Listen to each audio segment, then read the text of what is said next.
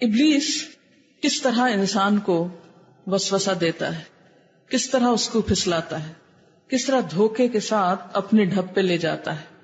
سب سے پہلی کوشش اس کی یہ ہوتی ہے کہ انسان شرک یا کفر میں مبتلا ہو جائے، کیونکہ یہ اس کے لیے سب سے آسان راستہ ہے. اگر انسان اس میں مبتلا ہو گیا تو کیا ہوگا؟ انسان کے ہر نیک عمل خود بخود ضائع ہوتا چلا جائے گا. پھر اس کو فکر نہیں ہوتی کہ اب انسان نیکی کر رہا ہے یا بدی کر رہا ہے، بس شرک کر لیا اور اس سے بے فکر ہو گیا. کیونکہ شرک کے ساتھ لئن اشرکت لیحبطن عملک. اور آپ دیکھیں گے کہ دنیا میں اکثریت کا دین شرک ہی رہا ہے.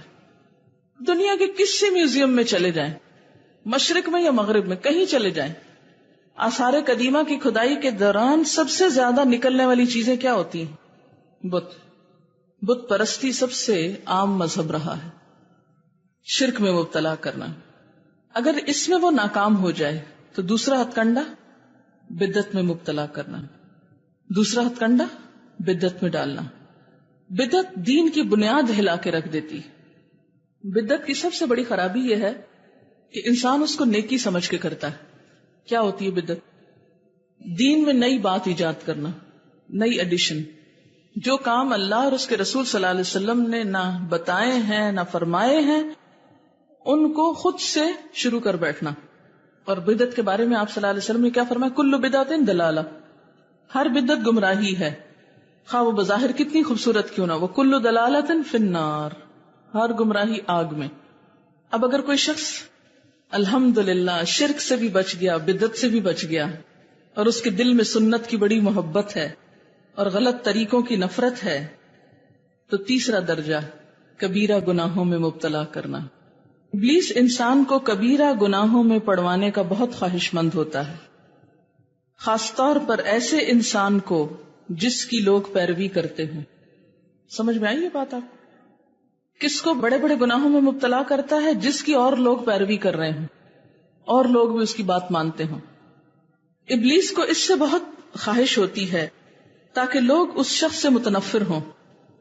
جو شرک اور بدعت سے بچ جاتا ہے اسے بڑا گناہ میں ڈالتا ہے تاکہ لوگ اس سے بدظن ہو جائیں اور اس کے گناہوں اور نافرمانیوں کو لوگوں میں عام کریں. ہاں فلاں جو بڑا درس دیتا ہے تمہیں پتا وہ ایسے اور ایسے جھوٹ بولتا ہے، وہ تو غیبت بھی کرتا ہے، وہ تو یہ بھی کرتا ہے، وہ تو وہ بھی کرتا ہے. لیکن حقیقت میں وہ ابلیس کے معاون ہوتے ہیں اور انہیں اس چیز کا احساس بھی نہیں ہوتا جو اس طرح کی قابل نفرت باتوں کو مومنوں کے درمیان پھیلاتے ہیں. ان کے لیے دنیا اور آخرت کا عذاب ہے، خاص طور پر ایسی برائیوں کی تشہیر جس کے پیچھے مقصد خیرخواہی کے جذبے کی بجائے ابلیس کی معاونت ہو. یہ سب کچھ کرنے کا مقصد لوگوں کو اس عالم سے متنفر کرنا اور اس سے مستفید نہ ہونے دینا ہے تاکہ کوئی اس سے فائدہ نہ اٹھائے. اگر اس درجے پر ابلیس کسی بندے کو پھانسنے میں ناکام ہو جاتا ہے تو وہ چوتھے درجے یا صغیرہ گناہوں میں پڑوانے کی کوشش کرتا ہے. یہ گناہ اکٹھے ہو کر آدمی کو ہلاک بھی کر سکتے ہیں. اسی لیے آپ صلی اللہ علیہ وسلم نے فرمایا چھوٹے گناہوں سے ہوشیار رہو، کیونکہ چھوٹے گناہوں کی مثال ایسے ہے جیسے کچھ لوگ صحرا میں جاتے ہیں. اس کے بعد آپ نے حدیث سنائی جس کا مفہوم کچھ یوں ہے کہ ان میں سے ہر ایک لکڑی کی چھوٹی سے چھڑی ڈنڈی اٹھا لاتا ہے اور اس سے وہ بہت بڑی آگ جلا لیتے ہیں. چھوٹے چھوٹے گناہ اکٹھے ہو کے بہت بڑی آگ بن جاتے ہیں. ایک شخص چھوٹے گناہوں کا معمولی خیال کر کے کرتا ہے یہاں تک کہ وہ ان کو بے ضرر سمجھنے لگتا ہے. ایسا انسان جو گناہ کبیرہ کا مرتکب ہوتا ہے وہ تو انجام سے ڈرتا ہے، لیکن یہ تو ڈرتا بھی نہیں کہ چھوٹا سا گناہ ہے. بڑا گناہ ہو جائے نا تو انسان کو ندامت بھی بڑی ہوتی ہے، لیکن چھوٹے چھوٹے گناہوں پہ انسان دلیر ہو جاتا ہے. کیا ہوا؟ تھوڑی سی تو لیٹ ہوئی نماز، کیا ہوا جو آنکھ نہیں کھلی، کیا ہوا جو یہ باقی سب بھی تو یہ کرتے ہیں، اگر میں نے کر لیا تو کیا ہوا. چھوٹے چھوٹے گناہوں میں مبتلا کر دینا تاکہ وہ اکٹھے ہو کر اس کو لے ڈوبے. اگر بندہ اپنے آپ کو اس جال میں پھنسنے سے بچا لیتا ہے تو شیطان اس کے ساتھ اگلے درجے کی طرف پیش قدمی کرتا ہے. 5ویں درجے میں وہ ایسی چیزوں میں مصروف کرواتا ہے جو مباح ہیں، جن کے کرنے کا کوئی فائدہ ہے نہ نقصان. اس طرح بے فائدہ کاموں میں پڑھ کر اچھے کاموں کے لیے وقت ہی نہیں بچتا. کتنی زبردست بات ہے یہ.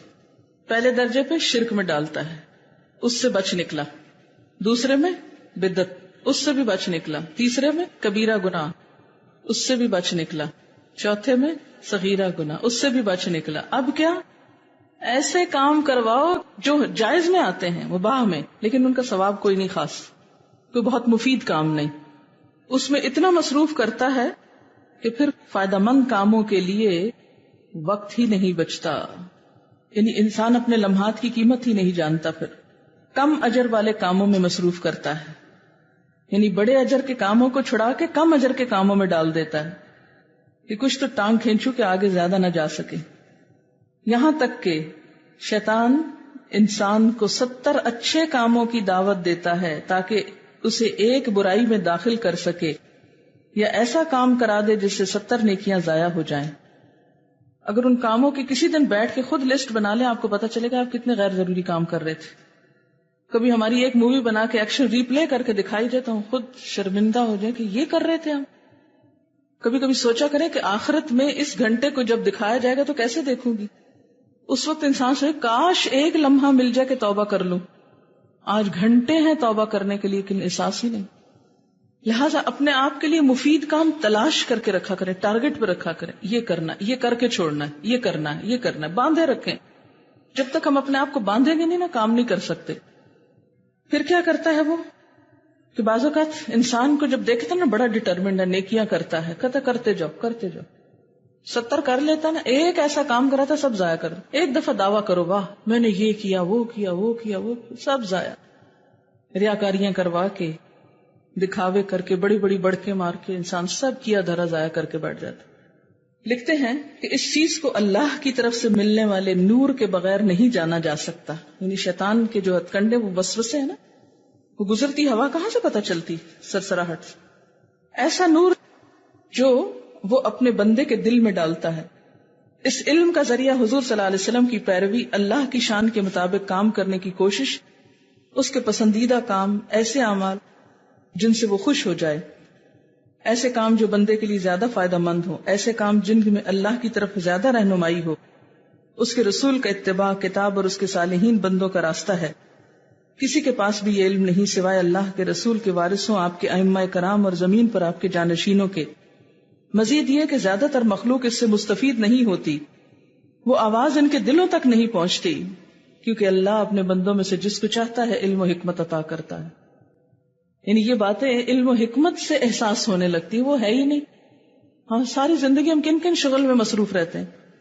اور آخری چیز، اگر بندہ ابلیس کے مذکورہ بالا تمام چنگلوں سے بچنے میں کامیاب ہو جاتا ہے، نہ شرک ہے، نہ بدعت ہے، نہ کبیرہ ہے، نہ صغیرہ ہے، اور نہ غیر مفید ہیں، بلکہ کیا ہے، بڑا ہی مفید کام کر رہا ہے انسان، بہت مفید کام کر رہا ہے، تو اب کیا ہوتا ہے؟ تو ایسے بندے پر وہ اپنے جنوں اور انسانوں کی ایک جماعت کو لگا دیتا ہے، اس کا پیچھا کرو. اب میں تو ہار گیا، تم سب مل کے اس کا پیچھا کرو، جو اسے مختلف قسم کے نقصانات پہنچانے کی کوشش کرتے ہیں. لوگوں کی نظروں میں اس کا اعتماد گرانا، اسے وائلنٹ اور دین میں نئی نئی باتیں نکالنے والا کہنا، اور لوگوں کو اس سے ہوشیار رہنے کے لیے کہنا. اس کا مقصد اس شخص کو کمزور کرنا اور اس کے دل کو پریشان کرنا ہوتا ہے. اس طرح کے ہتھ کنڈے استعمال کر کے ابلیس اس شخص کے خیالات الجھاتا اور پریشان کرتا ہے، اور لوگوں کو اس سے فائدہ نہیں اٹھانے دیتا. ظاہر ہے اگر روز آپ ایک نئی بات سن لیں، روز ڈپریشن میں پڑے ہوئے ہوں، آپ کہاں سے کوئی اچھا کام کر سکتے؟ آپ کا دل تو غم سے بھرا ہوا ہے، کیسے کوئی نیکی کی بات نکلے؟ تاہم ابلیس اس کے خلاف جھوٹ کے محافظوں، جنوں اور انسانوں کی سرتوڑ مدد کرتا ہے. اس طرح مومن موت تک جنگ کی حالت میں ہوتا ہے. جب کبھی وہ کمزور پڑتا ہے، اسے نقصان پہنچایا جاتا ہے یا قیدی بنا لیا جاتا ہے. اس طرح مومن جہاد کی حالت میں رہتا ہے یہاں تک کہ اللہ سے جا ملے. وآخر دعوانا ان الحمد للہ رب العالمین.